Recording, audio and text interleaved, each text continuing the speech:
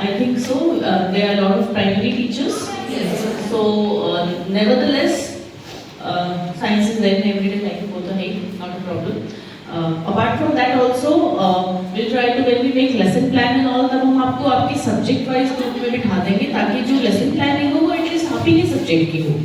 So it makes sense.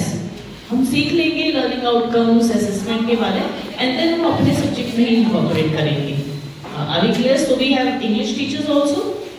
Can you just raise your hand so that I come to know कौन है? Okay, 1, 2, 3.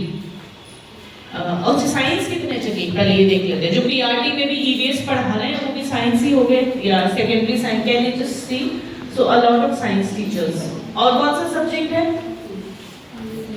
English का भी पूछ लिया. हिंदी. अच्छा, हिंदी के कितने हैं? हिंदी का also we have a couple. Maths भी है?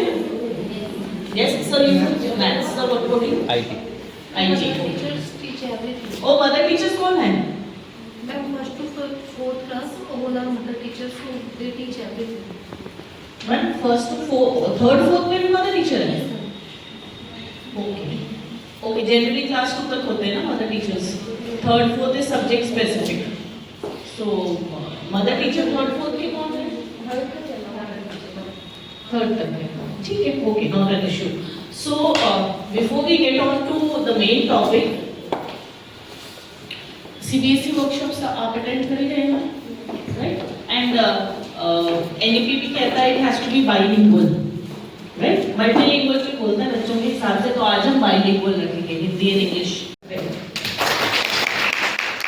व्हाई? मतलब इन्होंने भी कहा हियर आल्सो. क्यों ये सारे एप्रिसिएशन सबको अच्छा लगता है. और क्यों? वंडरफुल. Positive vibes. बहुत बढ़िया. एनकरेज. एक चीज और भी है, टीचर्स के लिए कोई एडिट करना भी एक काम है. मैम वो पिक्चर ही कम लेते हैं. पिक्चर्स ही लेते हैं, बहुत कम पिक्चर लेते हैं. मैं एक्चुअली बोला हूं पिक्चर्स ही कम लेते हैं. चलिए. So coming back to why attendance is less. She is right.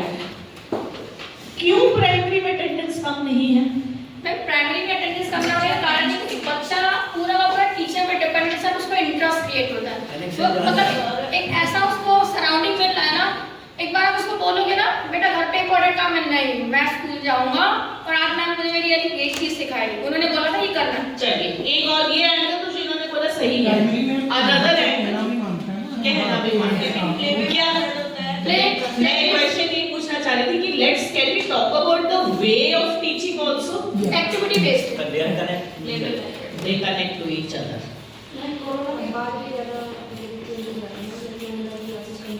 जी हाँ.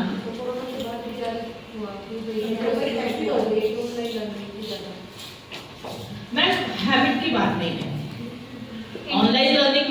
चलिए मैं एक आपको एक वीडियो दिखाती हूँ. I think that will answer my question. Then I will कम.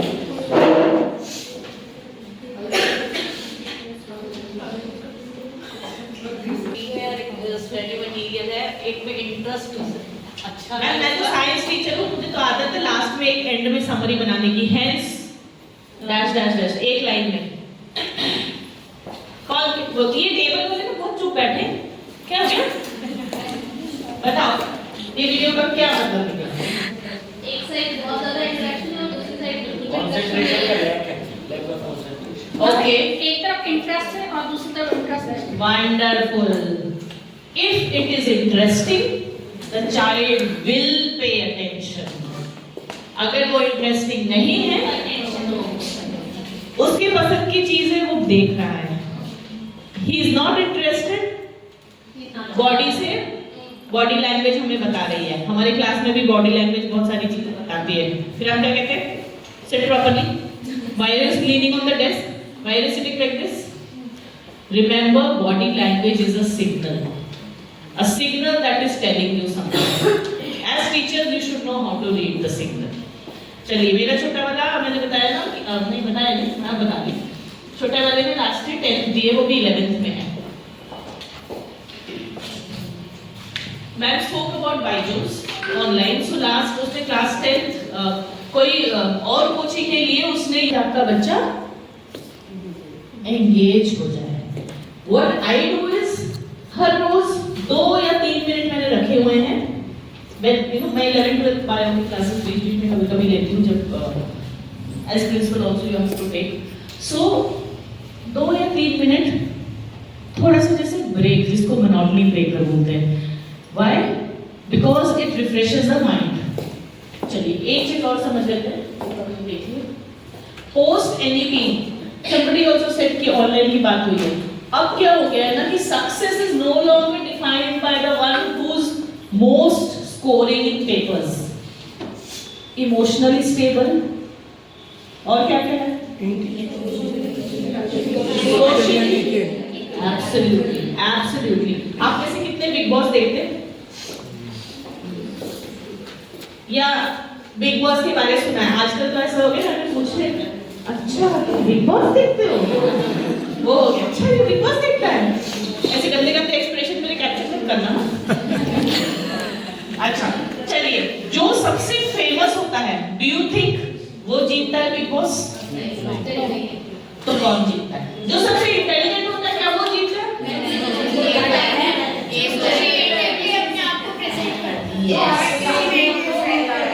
सब देखते हैं ना बिग बॉस। चलिए wonderful.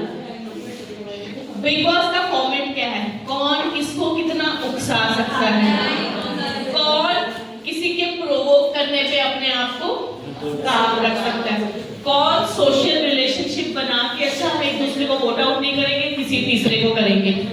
So it works not on IQ, it works on EQ। Emotionally आप कितने स्टेबल हो, आपके सोशल रिलेशंस कैसे हैं, आपका EQ और SQ सबसे बड़ा फैक्टर प्ले करता है। वही इतने लाख है करोड़ जो भी prize money, I don't know, prize money लेके जाता है, एंड हमें पता है कि आपका करियर बन जाता है उसके बाद, यू बिकम फेमस। तो हम स्कूल्स सिर्फ IQ पे क्यों फोकस करते हैं?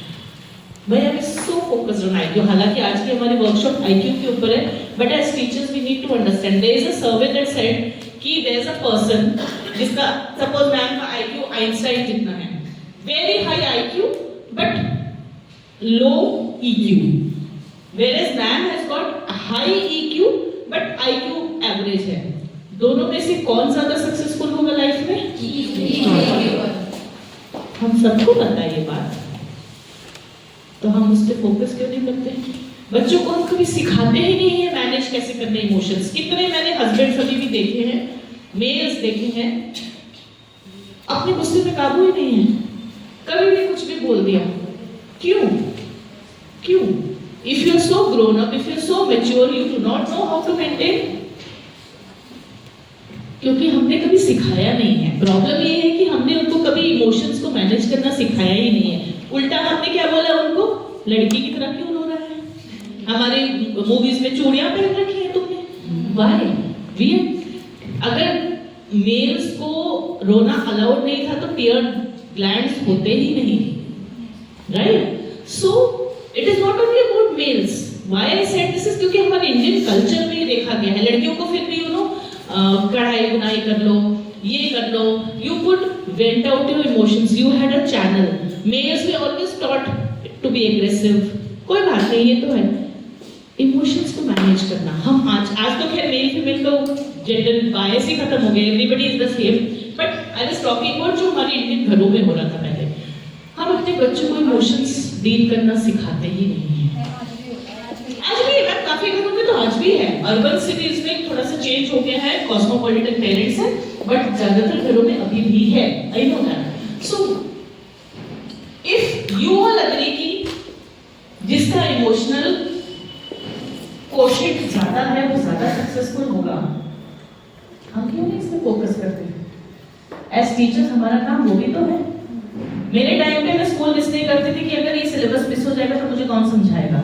आज के बच्चे को डर ही नहीं है। हमने बात की ऑनलाइन भरा पड़ा है, एक टॉपिक आप टाइप करो उसमें 15 ऑप्शंस आ जाएंगे and many of them are good, they will understand, so they don't need us, but what do they need us for? Lot of other things.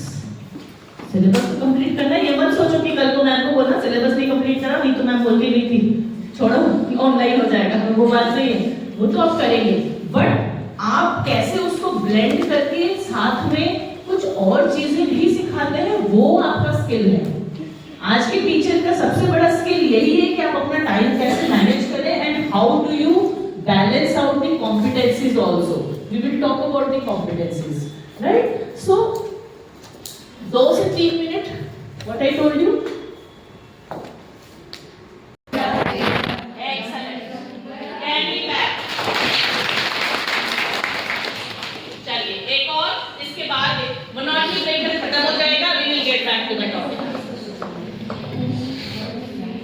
हाथ उठा के